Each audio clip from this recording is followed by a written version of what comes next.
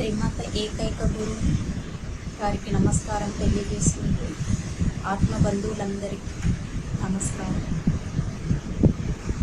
మేము ఉండేది హైదరాబాద్ పల్లో. నా పేరు స్వరూప.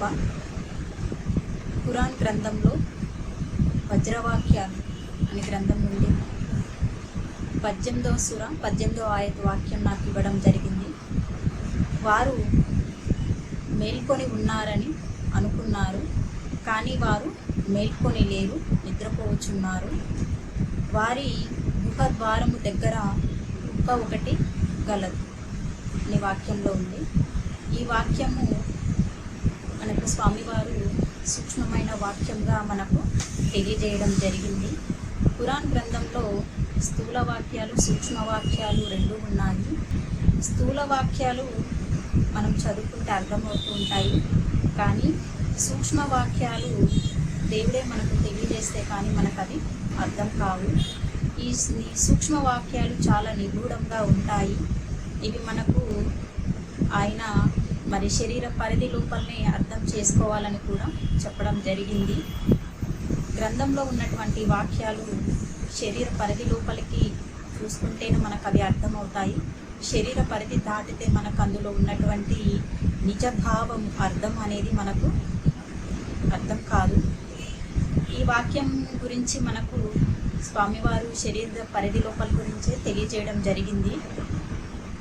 మనకు ఈ శరీరాన్ని ఒక గుహలాగా పోల్చి చెప్పడం జరిగింది.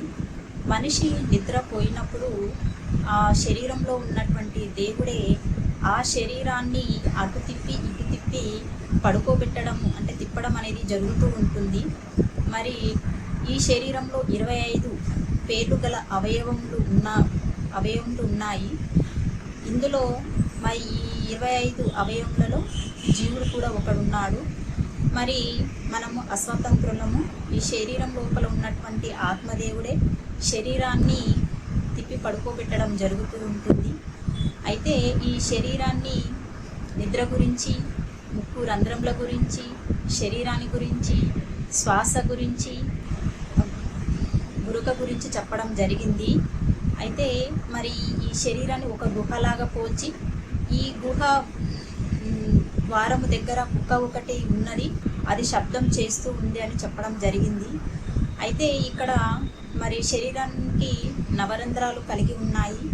ఎల్లప్పుడూ తెరుచుకొని ఉండేవి ఈ నవరంధ్రములలో ముక్కు ఒకటి. ఈ ముక్కు ఎల్లప్పుడూ శ్వాస అనేది లోపలికి వెళ్ళడము, బయటికి రావడం జరుగుతూ ఉంటుంది.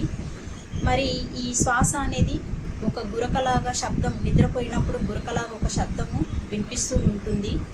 మనం బాగా గమనించి చెవులు పెట్టి విన్నట్లయితే ఆ శబ్దం బాగా ఒక గురకలాగా వినిపిస్తూ ఉంటుంది.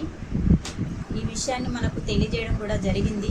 మనము నిద్రపోయినప్పుడు వాళ్ళని కూడా గమనించినట్లయితే ఈ విషయం కూడా మనకు బాగా అర్థమవుతుంది. అయితే ఇక్కడ శ్వాసను కుక్కతో పోల్చి చెప్పడం అనేది జరిగిందనమాట. ఈ శరీరాన్ని గుహలాగా పోల్చి ఈ గుహ ముఖద్వారం దగ్గర కుక్క ఒకటి ఉంది అని చెప్పారు. కాబట్టి ఈ కుక్క తన ముందరి కాళ్ళను ముందు వైపు, వెనక కాళ్ళను వెనక వైపు చాపుకొని ఉందని చెప్పడం జరిగింది. ఈ శ్వాసను కుక్కతో పోల్చి చెప్పారు కాబట్టి ఈ శ్వాస ఆడుతూ ఉన్నప్పుడు గురక, నిద్రపోయినప్పుడు గురక అనే శబ్దం వస్తూ ఉంటుందని మనకి ఇందులో ముఖ్యంగా తెలియజేయడం జరిగింది. కాబట్టి ఈ లోపలికి మనం అర్థం చేసుకుంటే ఈ వాక్యాన్ని అసలైన భావం అనేది మనకు అర్థమవుతూ ఉంటుంది. ఈ అవకాశం ఇచ్చినందుకు గురువుకు నమస్కారం తెలియజేసుకుంటూ ధన్యవాదాలు.